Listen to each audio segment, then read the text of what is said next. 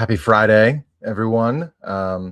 Welcome to a relaunched edition of the Psychedelic States of America Weekly News Roundup. My name is Jack Gorsline, the founder of PSA, investigative reporter focused on the politics of drug policy reform, if you will, and founder of the Psychedelic Writers Guild, which you'll be hearing a lot more on a larger scale real soon. So, man, what a week. What a last couple of months it's been for the psychedelic movement at large, but what a week for drug policy reform across the broad scope of drug policy reform efforts here in the United States. There's a lot that we won't be able to get to. This show is going to push probably around an hour. When it originally launched, the twice a week news roundups on Mondays and Fridays, the goal was a half hour. And that had been a really effective formula. We've been reaching over 250,000, viewers, listeners, readers, subscribers, etc., across our social media platforms over the last, couple of months. But there's so much happening so quickly that while not wanting to be redundant, as I always like to joke, everybody and their mother has an hour-long one-on-one, interview podcast these days. We are trying to give you some sort of segmented, more formal news show. So while we're going to go about an hour, maybe a little bit longer, we're going to try to keep this tight segment by segment. So we're going to open up with the fascinating developments on Capitol Hill this week, as news broke that not one but two additional psychedelics-related bills have been filed in Congress. The first being the Ibogaine Act, which is an acronym. I want to make sure I get this right. The Ibogaine Act, Ibogaine in the formal title stands for Initiating Biomedical Outcomes to Garner Advancements into Innovative Neuroplastogen Efficacy. Kudos to whichever Hill turn or low-level comm staffer or legislative staffer thought that up themselves. Very New York Times crossword-esque, and they deserve credit for it. What's really interesting about this bill, there's a few things. I have been outspoken in trying to not dampen the excitement surrounding interest from members of Congress about psychedelic policy reform, but properly contextualize rather the viability of certain bills one way or another, different legislative frameworks based on the political temperature on either side or both sides of the aisle here in DC. And while the Ibogaine Act is very clearly and statedly by one of its co-sponsors, Representative Lou Correa of California, as an attempt to codify some of the key parts of Donald Trump's executive order that was signed into law earlier this year on April 18th. But yet it oversteps in some ways based on my conversations with policy wonks in and around Congress over the last few days that make it almost assuredly dead on arrival. And while that might be frustrating to hear for those who are very excited about the prospects of fast tracking Ibogaine research, it's really important to understand that there are hundreds, thousands of bills filed every congressional term. Not all of them, if not the vast majority of them, never even make it to a committee assignment. What makes, speaking of committee assignments, the gauntlet for the Ibogaine Act so daunting is that it's been placed in front of 3 different committees as soon as it was introduced. So it needs to be approved by 3 different committees just to have a fighting chance at advancing from this first preliminary introductory phase of being reviewed by some of these various congressional committees that are established for a variety of specific focus points, right? So that makes it a much steeper road. You have to get past not 1, but 3, and a highly stigmatized issue that many people are just learning the basics of, as far as congressional staffers and the broader scope of Congress outside of some of the staunch allies. But another intriguing anecdote about how this bill came about is taking a closer look at the co-sponsors and their positioning as far as their own political futures. So this bill I mentioned was at least co-sponsored in part by Congressman Lou Correa of California. It's also co-sponsored by 2 definitively outgoing members of Congress, Congressman Marcus Luttrell of Texas, also of Lone Survivor, Mark Wahlberg movie fame as well, and a staunch Ibogaine advocate, previous and publicly noted Ibogaine treatment recipient in his own right for traumatic brain injuries, but announced last year that he's not going to be seeking re-election. And introducing this bill is a legacy, cementing move that further signals and solidifies his allyship to the industry. I am sure that, in an ideal world, everybody that's co-sponsored this bill would love to see it signed into law by the end of the calendar year by Donald Trump. But the overreach specifically on an ask to move ibogaine from Schedule 1 to Schedule 2 before there's really even enough data to approach the DEA with a formal rescheduling petition, like has been done with psilocybin in recent years, but also, taking a closer look at the fact that Dan Crenshaw, another congressman from Texas who co-sponsored this bill, as well as Massachusetts Congressman Seth Moulton, are both likely not to be in office next year. Actually, Dan Crenshaw lost his primary challenge and will be leaving office at the end of this term. And Seth Moulton is currently challenging sitting Senator Ed Markey, who is wildly popular in Massachusetts for his incumbent Senate seat. The likelihood of a Seth Moulton upset is slim to none. So, listen, the game is the game. In the words of Omar from The Wire, the game really is the game, and the way this game is played is press attention and PR on these issues to champion yourself as a true ally of an emerging industry, and then upon exit from public service, as we've seen across any number of political issues where industry aligns with public servitude, there is often a financial incentive to stick around and advocate for said industry that you're an ally of. I documented earlier this year for Double Blind Magazine complaints that have surfaced surrounding former Congresswoman Mimi Walters and her organization, the Association for Prescription Psychedelics, as well as scandal-plagued former Arizona Senator Kyrsten Sinema, who throughout her entire political career has been nothing short of a firebrand in some of the most controversial ways. And yet, in this latest iteration of her political career after leaving Congress, has been pretty quickly accused of peddling influence and access surrounding, her congressional contacts to support the ibogaine movement, wink, wink, nudge, nudge, if you will.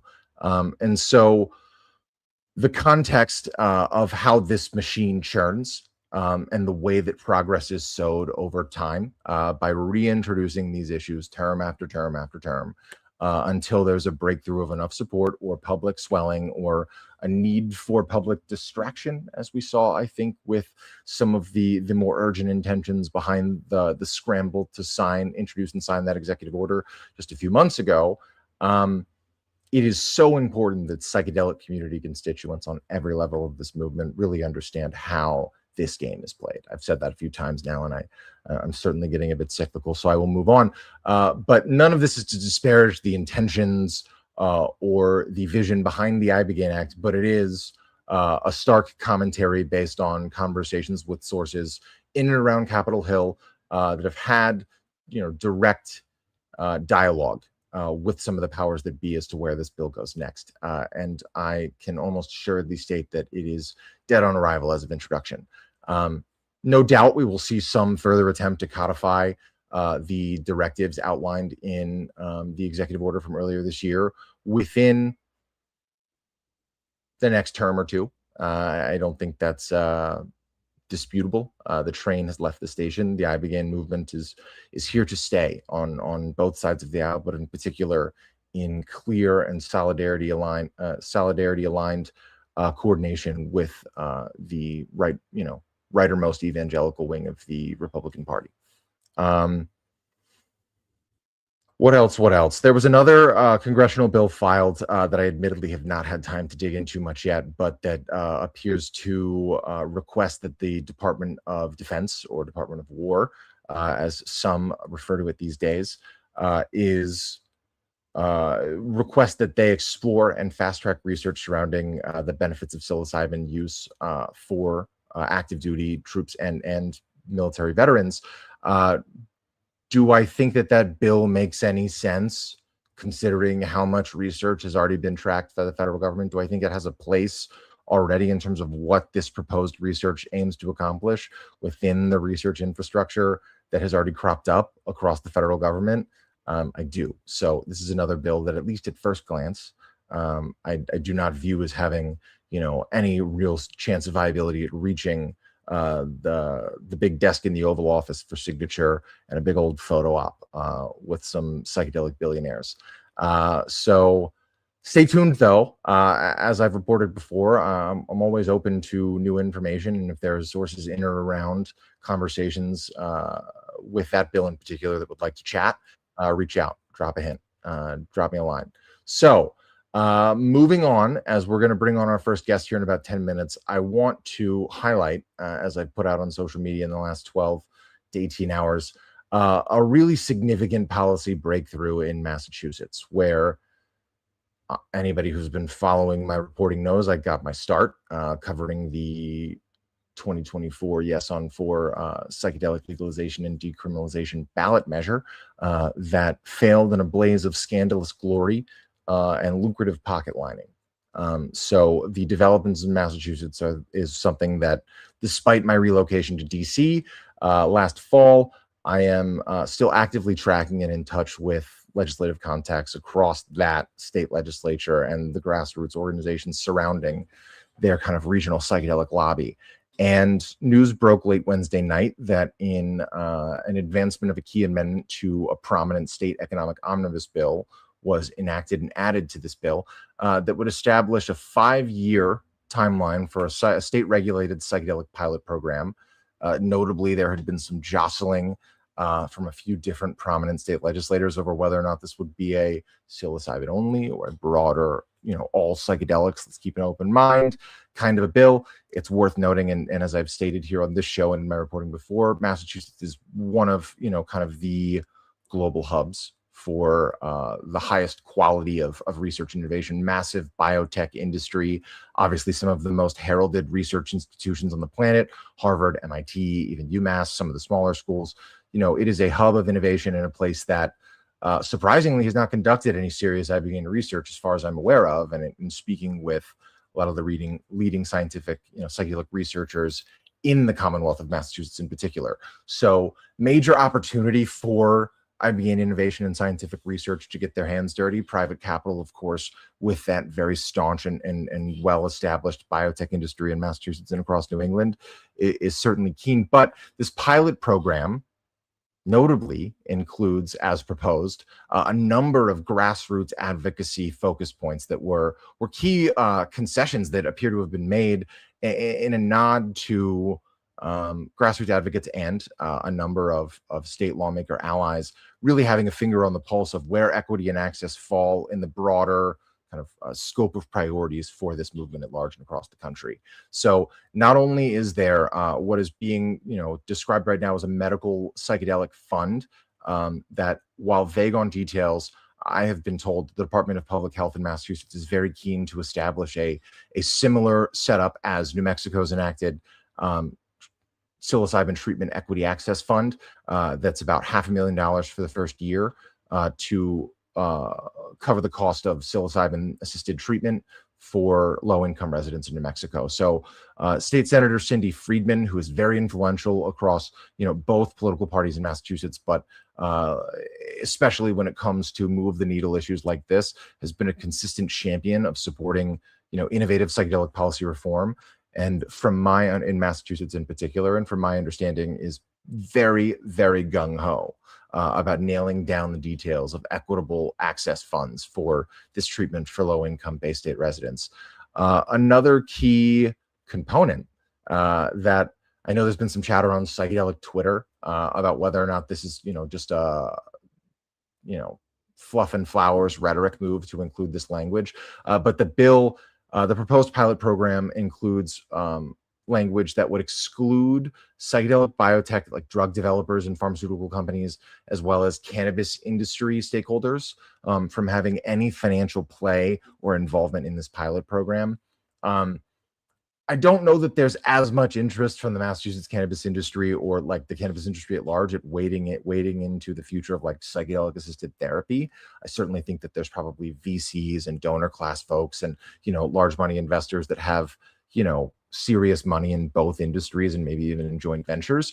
But The cannabis industry stakeholder thing, yeah, I can cop to that might have been, kind of more of a rhetoric move to quell concerns from lawmakers, that hyper commercialization of psychedelics, which I think is a non-factor as far as public health impacts, as we've seen in other places, and we'll circle back to in talking about Colorado. But that, to me, specifically the cannabis industry stakeholder exclusions, strikes me as a bit more of a rhetorical play in terms of its inclusion. Now, the psychedelic drug developers thing is noteworthy. I know some might say, oh, it's just, to quell grassroots advocates' concerns. The natural psilocybin specific language, natural psychedelic, naturally derived psychedelic compound language specifically included in this pilot program proposal is what makes the additional language of wanting to exclude psychedelic drug developers from being involved very noteworthy, considering what's happened in New Jersey. Which I've reported on. I would encourage folks to go read my coverage with Psychedelic States of America and Lucid News about the synthetic psilocybin specific tomfoolery that happened in the elbow jostling over the specifics of their supposedly still going to be enacted psilocybin pilot program. And Compass Pathways having an exclusive research contract with New Jersey's Hackensack Meridian Health System is part of my understanding what moved the needle on, fast tracking a revised version of the pilot program bill that was friendlier to synthetic and more exclusionary, if you will, of naturally derived psilocybin. So that absolutely plays a role. And also the cultivation and mushroom, kind of mushroom growing and cultivation guidelines that will be enacted and developed by the Department of Public Health are worth keeping an eye on, because this is going to require the, Massachusetts to develop an entire internal supply chain for all of it, much like we've seen in Oregon, much like we've seen in Colorado. Very different things are happening in both of those markets on either side of this issue, which we'll get to here very shortly. But that regulatory rollout process has an opportunity to be remarkably innovative in a way that New Mexico kind of radically expanded the opportunities for as their medical psilocybin program has taken shape with real both community and Department of Public Health input in a meaningful and equitable way. But also it's worth noting that Massachusetts is, one of the global leaders in healthcare innovation. So the potential long-term expansion of this pilot program into an actual state-regulated access program for all residents and even non-residents coming in from out of state is a chance to really fine-tune the Wild West legislative frameworks that were enacted, with no prior precedent in both Oregon, and Colorado proceeding. So a lot of info there. And I will note before I move on that I've got a big article digging into some of the complexities and political elbow jostling behind the scenes as this pilot program proposal and amendment has taken shape, including some very curious and particularly scathing former patient and employee reviews involving one Column Health, which is the company formerly run by influential financial stakeholder in the shaping of this pilot program legislation, Colin Beatty, who now runs Control Z Healthcare, a substance abuse clinic mental health care startup in the Commonwealth that has been very pointedly interested in dominating the conversation as to who gets what contracts with the state. And yet, the language included in this proposed program prioritizing nonprofit sites as the preferred contractors through the Department of Public Health to administer this pilot program seems to spell trouble for what, based on the evidence, appears to be Control Z's largely and historically profit-minded intentions for wading into this industry in the first place. Man, that's a whole lot. I am really eager to chat with our first guest, who I'm going to bring on here in just a second. Her name is Amy Charlesworth. She's a military veteran, licensed facilitator in the state of Oregon for their psilocybin program. And one of the most outspoken voices as to what really appears to be a financial Armageddon for Oregon's first ever in the world licensed psilocybin, service center, not medical, not therapeutic, something new, something that bridges the gap between what's modern and what's old, what's current and what's ancient. And so, without proselytizing any further, I'm really pleased to be able to be joined by Amy Charlesworth. Amy, thanks so much for joining us today. Really glad to have you. Thank you for having me. I'm excited to be here. Of course. So we'll dig into the nitty gritty of what, I think we've both assessed to be a pretty dire situation for Oregon's legal psilocybin industry at large. But first, give us a little bit of background about how you came to be a licensed facilitator in the state of Oregon. Yeah, I was in the military for 16 years and ended up, like many of our veterans do, with a host of issues, depression and anxiety and PTSD. And I tried the Western medical system of trying to help myself through talk therapy and, of course, medications like SSRIs. And unfortunately, it just didn't work. And I tried it for years and years and years, no breakthrough. In fact, my conditions worsened. And it wasn't until I was introduced to working with psilocybin that after just truly a single session, my very first session, I had a tremendous improvement in my symptoms. And that started my interest in figuring out why this was working, how this was working differently. So many of my peers had committed suicide over the years, and this felt very important to me to take seriously and to be something that I sought as a career and a path to help other people around me in the same field. So I took advantage of Oregon leading the way with becoming the first state to offer a path for folks to become licensed, and here I am today. Amazing. Well, we'll start with the economic cost of even getting involved as a licensed facilitator in Oregon. Let's talk about what the standard was prior to these pretty sudden licensing fee price hikes. And then let's dig into what the changes are and the impact that they're going to have both on your livelihood, but on independent facilitators like yourself. Yeah. So right now, in order to become a licensed facilitator, you do have to go to school, and there's a very limited number of schools that are authorized by both Oregon and Colorado. Right now, those costs can be anywhere between $10,000 to $15,000 just to go through the training programs. And then on top of that, the annual licensing fees here in Oregon right now today is $2,000 a year. And there is currently a program that exists for low-income individuals as well as military veterans to have a reduced fee, which takes about 50% of that off. So it ends up being about $1,000 a year for one of the licenses, although another permit/license is also required. So you have to get both of those, and both of those fees have been proposed to be doubled. So going from what would be $1,000 for a low-income qualifying individual, they're now proposing to do away with the program entirely for reduced fees, which is going to force those individuals now to be paying $4,000, which is going to be the new standard for what the license will be for a psilocybin facilitator. And that's not even considering the licensed service centers and the legal grow sites that are also required to be licensed.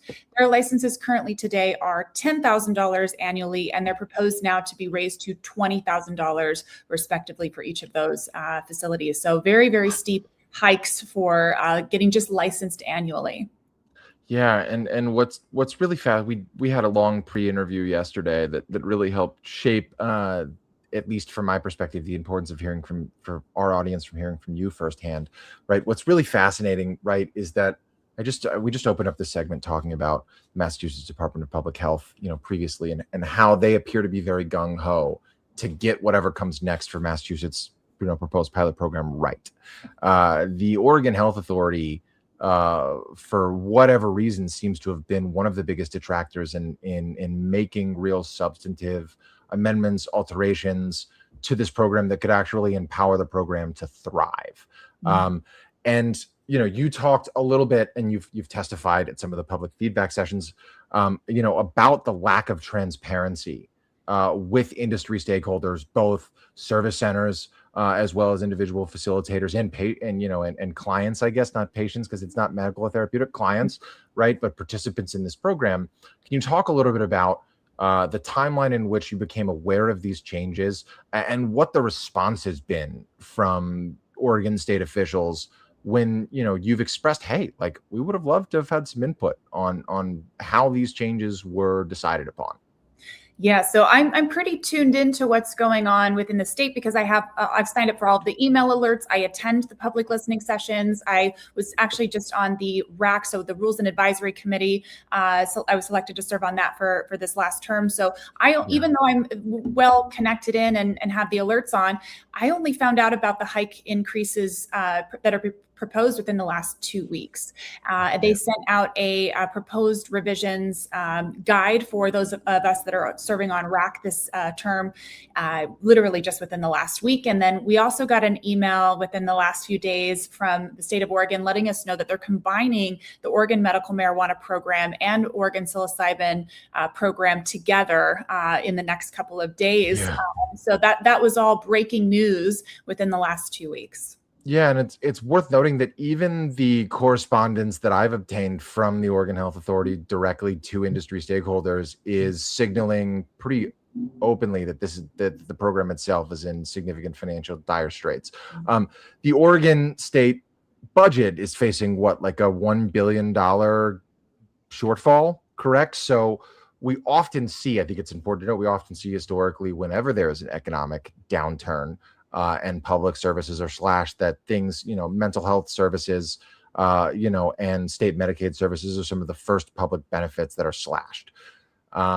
In a system that's already not doing well, a state regulated access model in Oregon that has yet to generate a profit for the state, even though that was one of kind of the key justification points for bringing about the ballot initiative measure 109 back in 2020, was that this is going to be like cannabis, it's going to generate a bunch of revenue.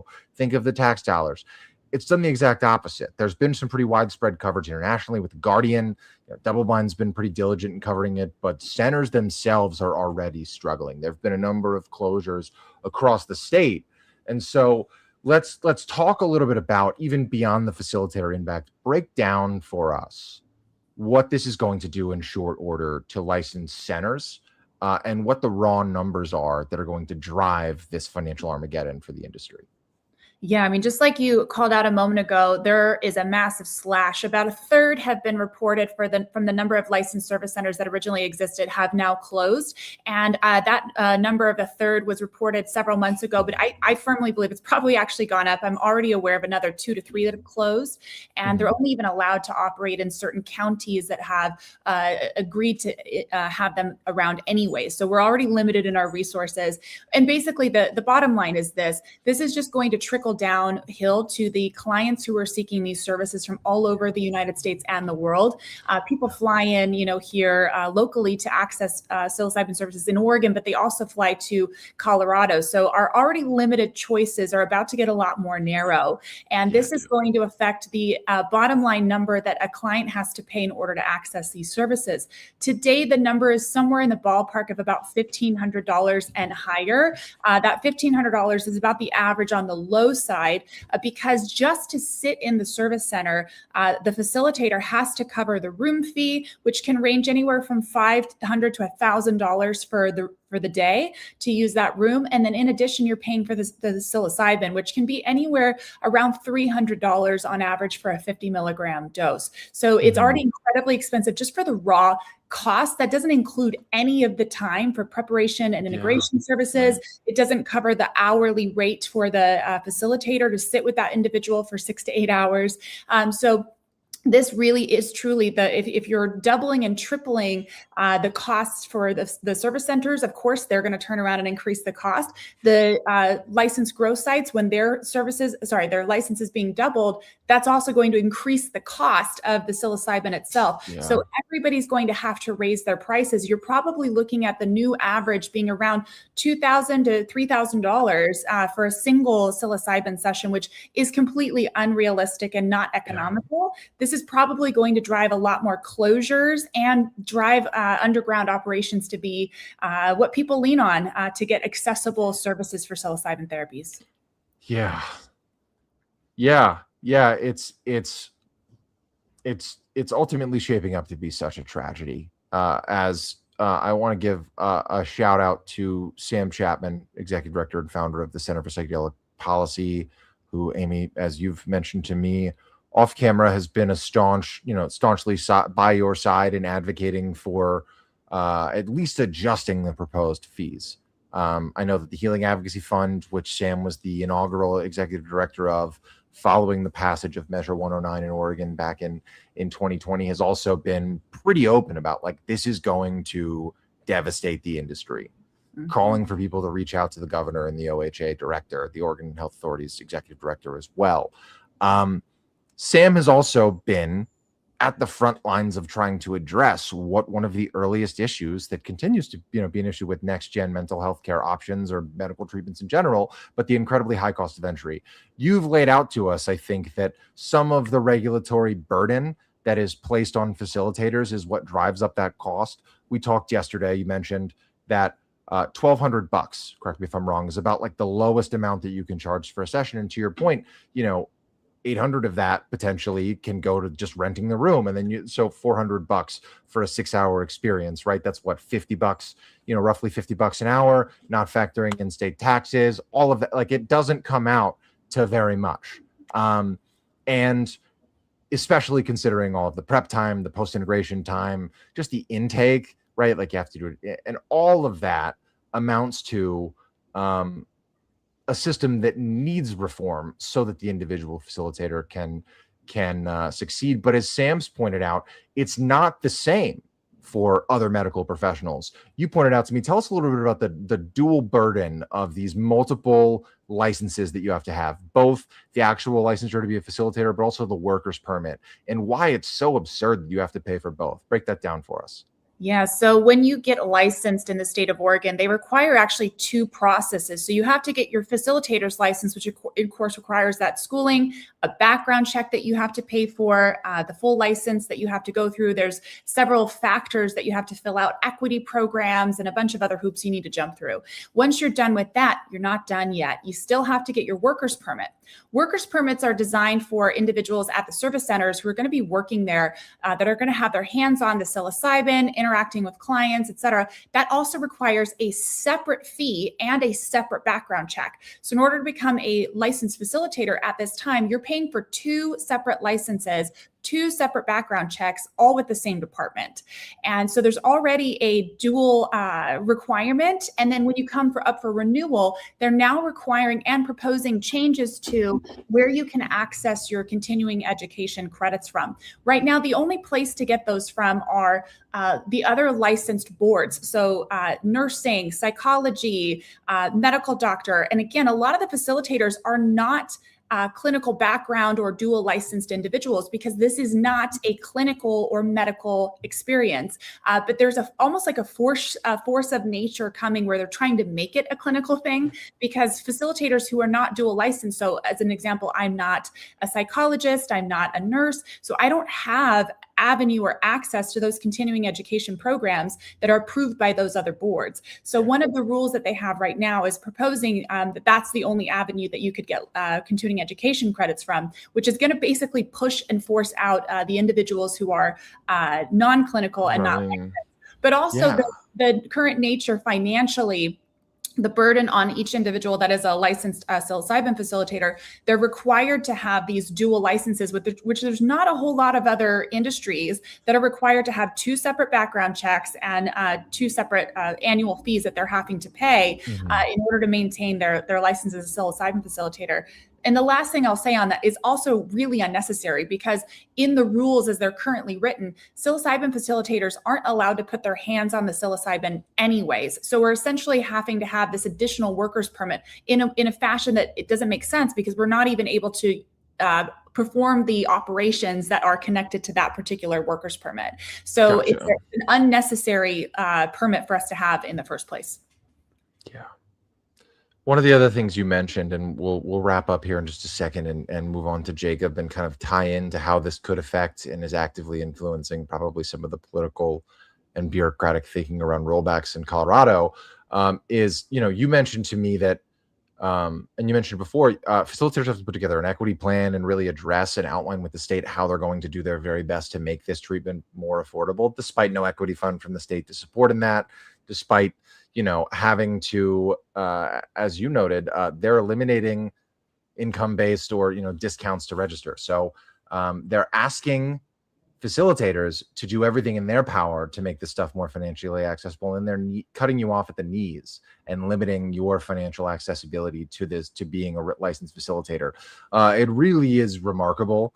I'm very curious to figure out at some point with some further digging how the FDA's looming approval of Compass Pathways, COM360 synthetic psilocybin, might be weighing on the decision-making process from lawmakers and regulators. This is a system that isn't making any money. And if 6 months from now there's a federally approved version, it wouldn't be the craziest thing to think that killing the entire programs, the state doesn't have to carry the burden, and then fast-tracking federally approved care might be some of the logic behind these overly burdensome fee hikes. To your point, Amy, it's not uncommon to have, scaled increases over a number of years as market demand, as other regulatory costs are increased. But to double it with no public input on very short notice, with initially very limited amounts of time to provide public commentary. I think they've expanded the amount of public commentary they're going to allow on this, but it wasn't originally as robust from my understanding because there's been so much outrage. So anyways, I just did a whole monologue to close out your segment. So I would love to hear from you. Any closing thoughts? How can people support, even if they're not Oregon state residents? And what would you like to see, as far as three main priorities that the OHA addresses in some sort of amended, updated changes to this program? Yeah, I think just to answer one of your things about the equity plan, one of the comments I would have to that is just the ridiculous hoops that they're already making facilitators jump through. They do require us to provide equity plans, but they're not reflecting that model themselves, right? By completely proposing to axe the reduced fee program themselves, it's a little bit of a ridiculous standard to hold facilitators to require them to have equity plans to provide accessible, lower cost and more diverse exposure to different groups to support them when the state of Oregon's not modeling that behavior themselves. And there's no regulation on it. There's no standard being upheld to require it or to monitor it or to implement it. So it's kind of just a hoop just to be a hoop. It's performative is what it is. And then in terms of what's going on with Compass 360, so one of the interesting things about that is it's going to potentially kill independent facilitators is what it's going to do. It's almost forcing the psilocybin industry, the plant medicine industry to become clinical, which again, if you know anything about this space, it is not a clinical thing. It is not, it doesn't need to be a clinical thing. We know that the clinical approaches don't work. It's going to basically strip all of the indigenous wisdom from it and all of the ceremony from it, which if you are someone who's healed from any ailments and symptoms using traditional pathways of accessing these medicines, that's a really key staple in why this has worked. And so I definitely have concerns around that, about removing indigenous wisdom from this medicine and making it far too clinical. So I have hesitations and reservations there. This is also going to force the independent facilitators who are not dual licensed, who are not therapists, who are not doctors, out of working in this industry, which is a big concern, because a lot of those folks have never worked with indigenous communities or tribes or studied in traditional ceremonies and practices. And again, this really truly is taking it to a clinical approach that just isn't, it's not intelligent enough to understand what happens for an individual that is going through these experiences. So there's a big concern there of losing touch with what's actually happening and why these medicines actually work and what the individual is going through. And the space is the unseen that they go into when they're experiencing their journeys. So I have some concerns around that pathway, but at the same time, there's a balance. I am excited to see that this has caught the attention of our nation and our legislators and our leaders, because truly this has the ability, when done appropriately, to reduce expenses for medical systems and help people get off of medications and help them get to the root cause of their issues. So there is potential there, which I'm very excited about, even from a cost saving perspective. But again, balance is everything, and going about it the right way, in a way that's going to protect the industry and independent facilitators. I think that's the thing I'm looking for, is balance. Yeah, and to your point, we'll go a few minutes over here because I can't help it. Just well said on a couple of fronts. I will note, I think we probably both agree that there are clinical inevitabilities of integrating psychedelic, modalities into more Western medical frameworks. Com360 wouldn't be up for FDA approval if that wasn't an inevitability. And there's evidence that there is an efficacy to those treatments, especially for those who might, need a more focused and medically, driven treatment framework for various comorbidities, et cetera. And that said, Doubleblind just ran a great article last week about, a study that raves and group ceremonies outside of clinical settings can have just as much of a therapeutic benefit in the long-term outcomes as some of that more regulated clinical care. So what is so important about these state-regulated ecosystems, and I think, and to give another shout out to New Mexico, who's really trying to learn from some of the shortcomings of the initial regulatory rollout process in Oregon and Colorado, they're integrating indigenous practitioners and wisdom into the framework of how they're making this care accessible.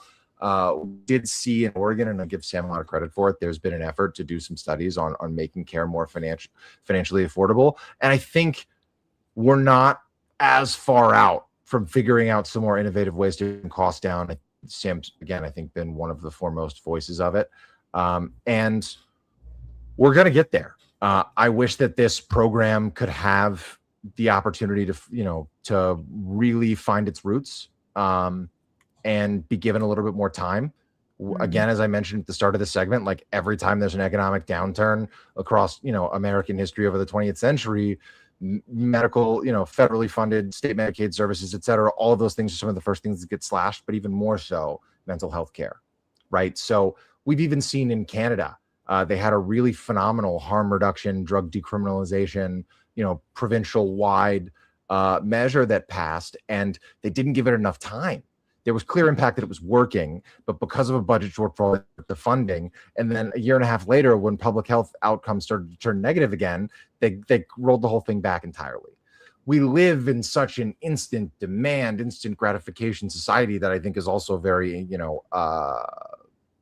contrarian to some of the ancient wisdoms that have molded Western cultures or even awareness of these substances in the first place.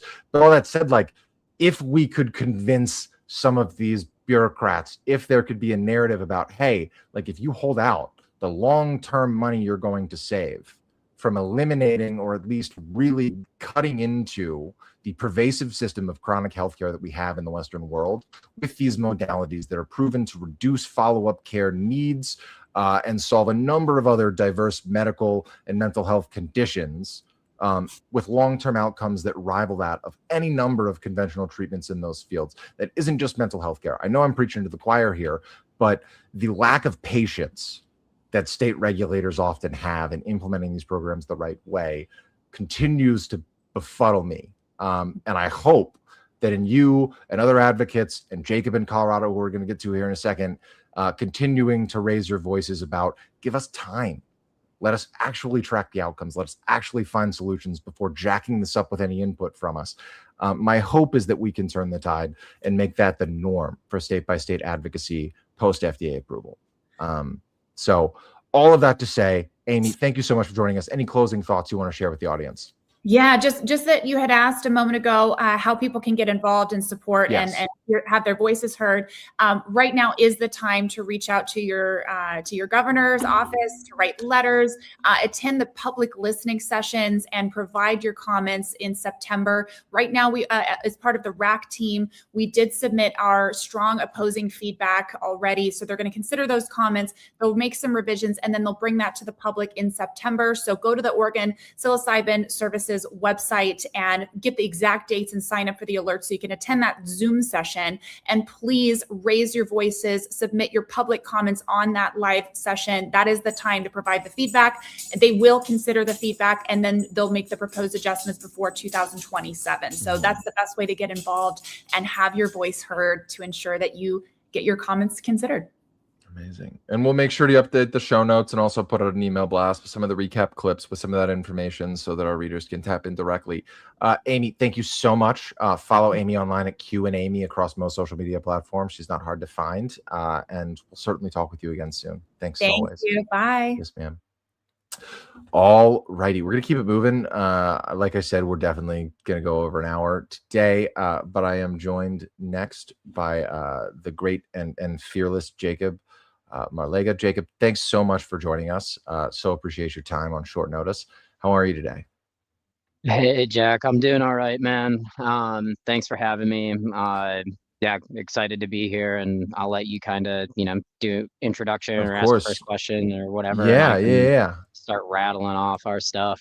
Amazing. So, to give folks some background, last month, Colorado Governor Jared Polis signed an ibogaine pilot program bill into law that very intriguingly and very quietly included a last day amendment that rolled back some pretty key harm reduction and decriminalization protections that were included in the original framework as voted for and enacted into law under the Natural Medicine Health Act of 2022, also known as Prop 110, I believe, right? Prop 122. Prop 122. There's so many fucking Yep. numbers. Yeah. Anyways, so Jacob, you were both involved in that effort, but also have been in and around this community in Colorado and the Denver area for a good while.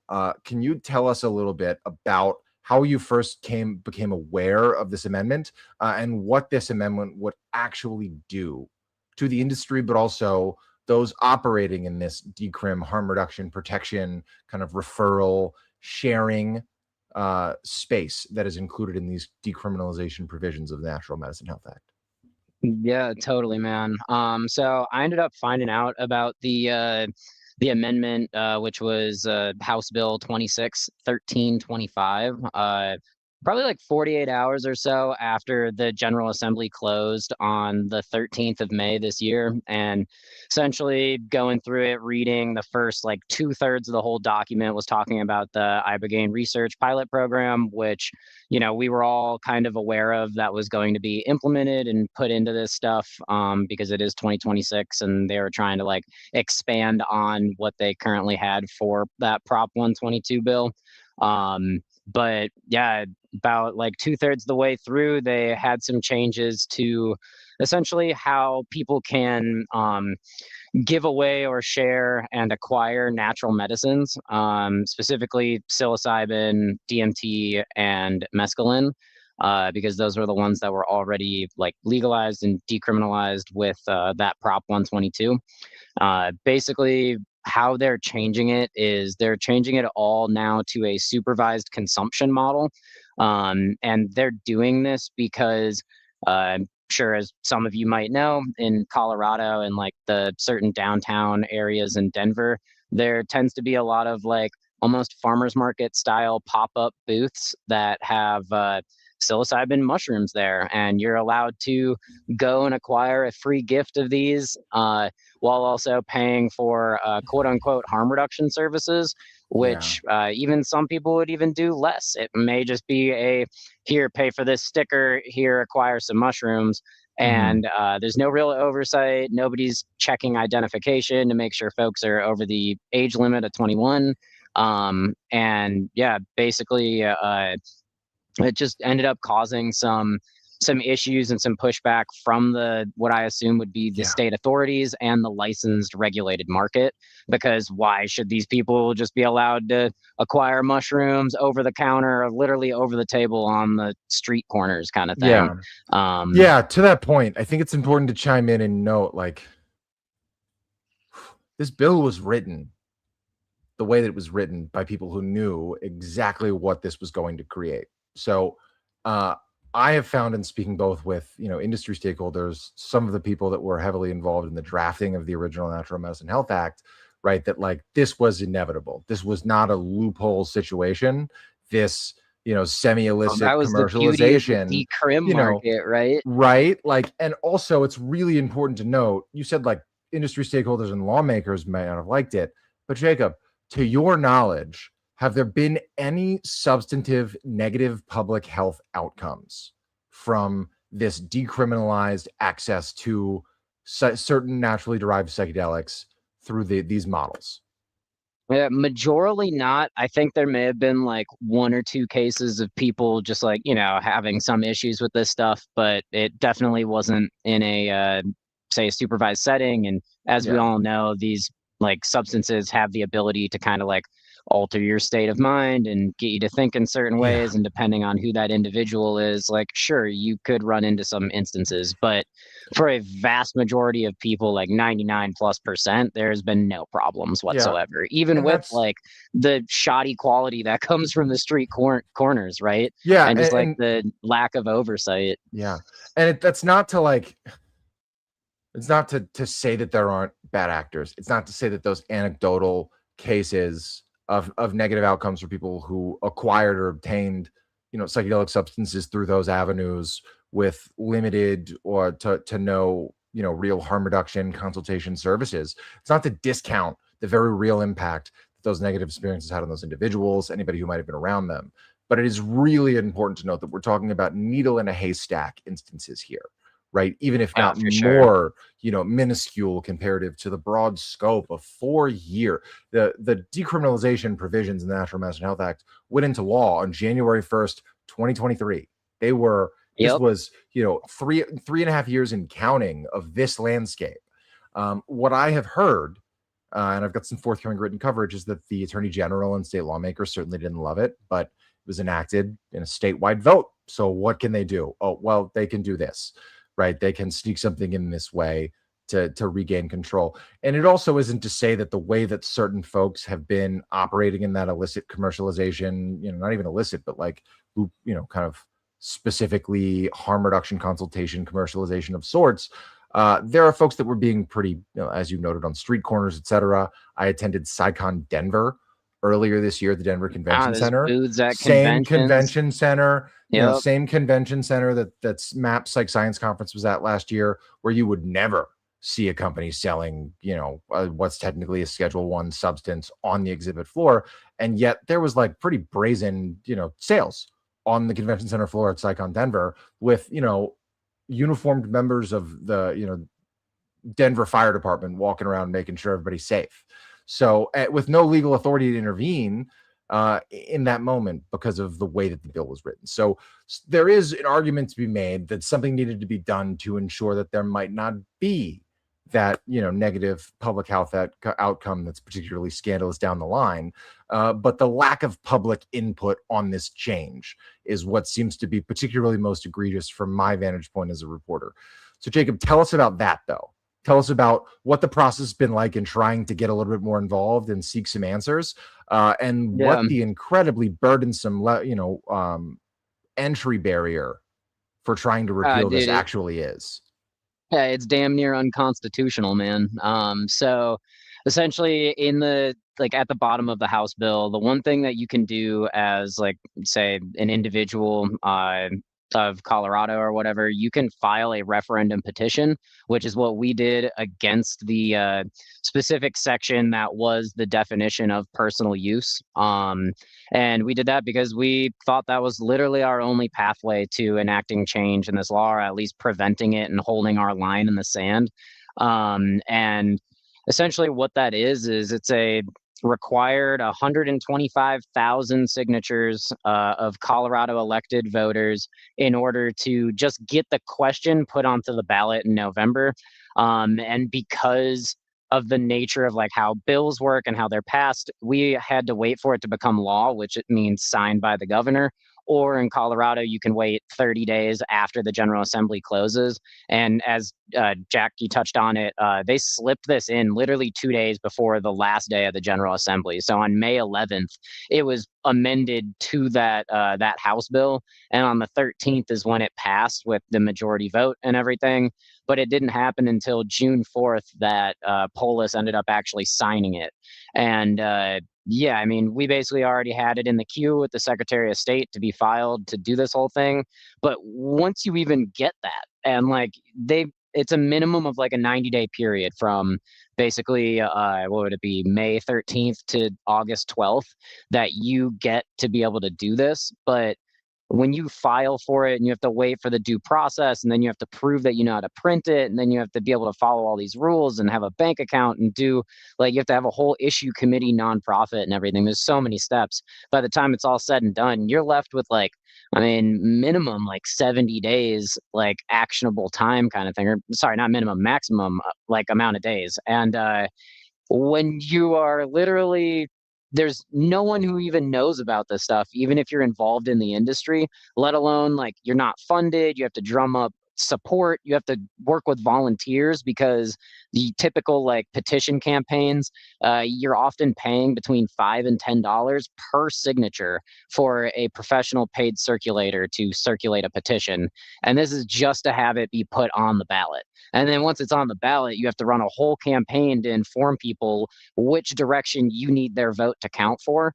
And you need 50+% of the voting populace, which is a 10x number from that 125,000. And yeah, it's a crazy David and Goliath type hill to climb up. And Yeah. yeah, man. I mean, they we're make talking it about a damn near campaign impossible. and it's a campaign that cost millions of dollars, right? In terms of the total Oh, cost, like, for right? Like sure. the I mean, Massachusetts campaign Prop ran up a one $7.5 million tap.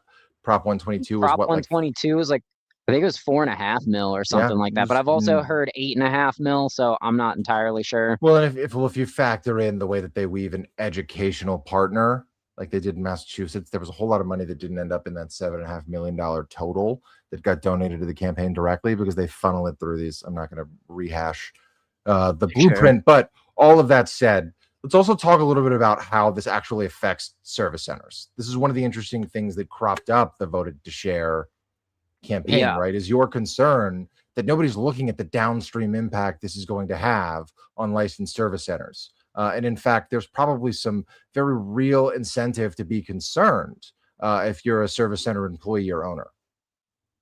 Dude, not only like from the license side of things, but even just like the general participant or consumer of these natural medicine side of things, I think are the two major impacted like groups. So from the license facilitation side and whatnot, what this is doing is it's forcing the entire unregulated decrim market that already is very like flourishing and Not going existing here in anywhere. Colorado. Basically it's creating all of those people to now be forced unlicensed facilitators in order to enact a legal transaction for someone who say can't grow it themselves or doesn't know anyone who's just willing to give it to them for free. And what that's going to do is like it's going to create for a bigger issue of people even wanting to go to the licensed market that's already expensive. And Amy touched on this earlier too, where yeah, I mean the lowest average here is still $1,500, and that's like low. A typical like 3-gram dose and sitting with a facilitator for 5 hours minimum costs like $2,000 to $3,000 easy peasy. But yeah, basically in terms of like the consumer model too, like I said, if you are not able to grow it yourself, meaning like you don't possess the means or the space or whatever it might be, the time to be able to like grow this stuff, your only access model legally will be to go to someone who is going to need to somehow supervise your consumption of it, which like is going to be great for, I think, the folks who are more indigenous or doing like actual like sessions underground for whatever religious or spiritual purposes. But I mean, I'd be the first to admit, I don't think that's the majority of people. I think that's definitely personally, fair. Yeah, I think a lot of people from my experience mainly want to go somewhere, acquire safe, verified, tested products, not even just like the fruit bodies anymore. It seems like the more favorable thing is to get stuff where someone already spent time and money basically fashioning it into a different edible or a different shape that's say tastier or more accurately dosed and just easier to do at more of a say take-home integration style microdosing regimen, which I think like I said, a majority of people, that's what they're looking for with this stuff. So essentially what they're doing with this house bill is gutting that model for people, so no one's going to be able to really access like microdoses easily anymore, and they're going to be forced to go back to the underground markets to source it, which would create a lot of unsafe situations for folks, or potentially unsafe situations for folks. I think what's really going to be important to keep an eye on as far as long-term public health outcomes from this move is the creeping likelihood of recriminalization. Yeah, I'm to draw a comparison that I think is going to be worth for advocates and activists and stakeholders trying to push back at this, I like to really reference, I'm based in Washington, D.C., where a pretty similar decriminalization kind of gifting personal share loophole cropped up. I grew up in Richmond, Virginia, about 2 hours south. And when D.C. passed that order that did legalize, medical cannabis, took them like a decade to roll out actual licensing, requirements and launch the first companies. But when they did, there was already such a robust illicit commercialized market that was doing this loophole thing that the medical cannabis market really struggled to get off the ground here in DC. And so what happened? Eventually, the DC City Council passed an emergency order that actively sought to close that loophole, and then proceeded to engage in what is now 160 plus closures of unlicensed cannabis stores, complete with particularly lofty like trafficking charges, and the Metro Police Department storming these innocuous little storefronts and quiet little sleepy Adams Morgan, like the white yuppie part of NIMBY part of DC in particular, storming with these 19-year-old store clerks, holding them at gunpoint with DEA agents in the Metro Police Department. It's pretty ridiculous how intense the backlash has been. But also, like, there were a lot of companies that gave it. They had an amnesty. I will say, like, DC City Council and the ABCDA, the Adult Beverage Cannabis, and Drug, Association regulatory body, like, gave an amnesty program to allow illicit, companies, working in that loophole to become medically licensed. And there's been issues with medical companies diverting. So there's ways to try to address that coming fall off and the possibility of recriminalization to limit it. And there will obviously be people who just continue to operate outside of the boundaries of what established law ends up being. But one of the key talking points of people trying to downplay the potential long-term impact of these changes is trying to highlight, oh, well, we gave the Natural Medicine Health Department like cease and desist power, so that police and law enforcement oversight of those shutdown process, the loophole closing process, won't be strictly, led by law enforcement. It doesn't matter if you send a cease and desist. Eventually they're going to send law enforcement in to shut it down and seize stuff and bring people up on charges to send a message. And I find it highly unlikely that will not eventually start happening in various parts of Colorado. It might be because people are being brazen and still doing that pop-up farmers market, right? Like, but we need to understand that is there could have been a better way to shore up some of these protections without ensuring a high likelihood of recriminalization of those using innocuously on a personal level and seeking non-clinical or high financial cost of entry care through licensed service centers, period. And instead, this seems like something that was rushed to benefit established industry stakeholders and satiate a state government that never wanted to deal with this in the first place. And that comes at the cost of kneecapping actual democracy that could have been had and performed in action by the community. So, got on a few monologues today. Jacob, let's start wrapping it up. Tell us a little bit about how people can support, what is coming next. You mentioned to me that you guys are going to be looking to try to do some sort of formal legislative push to amend these amendments. Talk a little bit about the immediate and long-term future of your operation in trying to remedy this situation that's brewing. Yeah, for sure, man. So the more immediate thing that people can help with is literally just visiting our website, which is votedtoshare.com, and just reaching out to us. If you want to sign the petition and you're registered to vote in Colorado, please, we need every signature. Even if we fail, which is more than likely because the time frame's impossible, every signature counts, and it allows us to like look back towards it to basically push this needle forward, because everything is very incremental that I've learned with the law. And our plans moving forward is kind of like what Amy touched on, where we are going to be having meetings with the representatives, the Senate, and everything in order to find a champion of sorts who will take some of our ideals to how to build a more accessible and affordable licensed regulated model here in Colorado for people who, you know, say want to have take-home integration style dosing or access to quality products and everything. And yeah, I mean, our goals are literally to start raising funds and whatnot to be able to build a coalition for that that future legislative action that we're trying to take.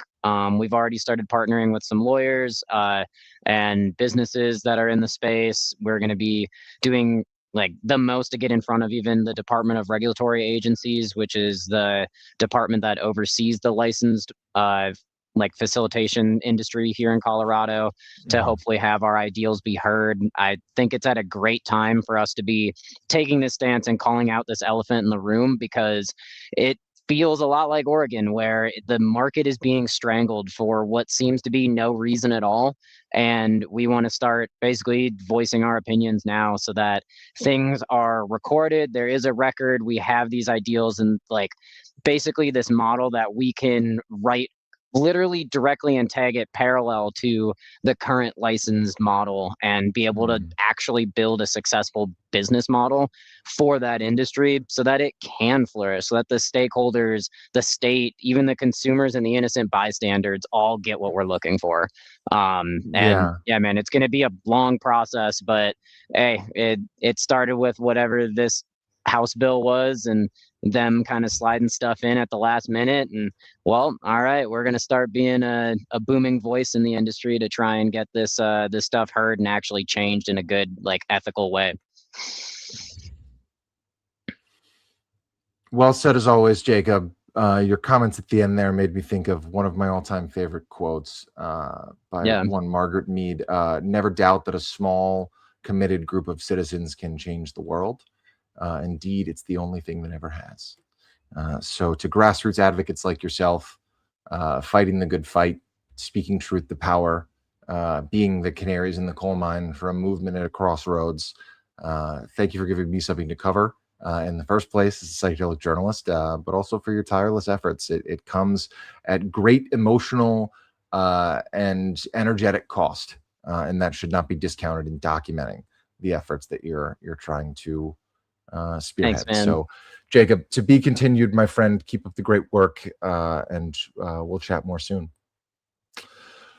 All right, folks. We went about 7 minutes over today. I'm going to wrap this up in a neat bow. There is such a need for continued development of next-gen psychedelic media, discourse, education, journalism in this news creator journalist phase that we're entering as far as our modern media landscape. And what I'm trying to accomplish and what we are trying to accomplish at the broader apparatus of independent psychedelic media partners that we've managed to forge through Psychedelic States of America and the Psychedelic Writers Guild is raising the bar across the field. And that means publishing critical things. That means engaging in critical discourse. That means ruffling feathers. And it means probably having a lot of very powerful people pissed off at me in particular at any given time. But as I return from something of a burnout fog that I hit wall-wise about a month ago, I think it's really important to emphasize to anybody listening, anybody watching, anybody who might view this clip later on, as a journalist, as an alum of an impeccable school of journalistic integrity, the house of Chris Ferrone and Jason Promise up at the Boston Institute for Nonprofit Journalism, you have my humble and servitude-oriented word that we are in this for the right reasons, and that our goal and intent is first and foremost always to uplift the truth and to inform you as thoroughly as possible. That won't waver, even if I stick my foot in my mouth, even if we make an error, even if a correction is run, even if an article doesn't meet our editorial standards one time versus another. You have my solemn commitment to refining the standard at which psychedelic and drugs journalism at large is conveyed and disseminated to the broader public and to your respective psychedelic constituencies for as long as I'm able to call myself a pro scribbler. So Platitudes and proselytizations aside, this has been another edition of the Psychedelic States of America Weekly News Roundup, our first hour-long weekly iteration, and more to come soon. So for all of you who've tuned in across this hour and 20 minutes, 10 minutes running, we thank you so much, and we'll see you next time.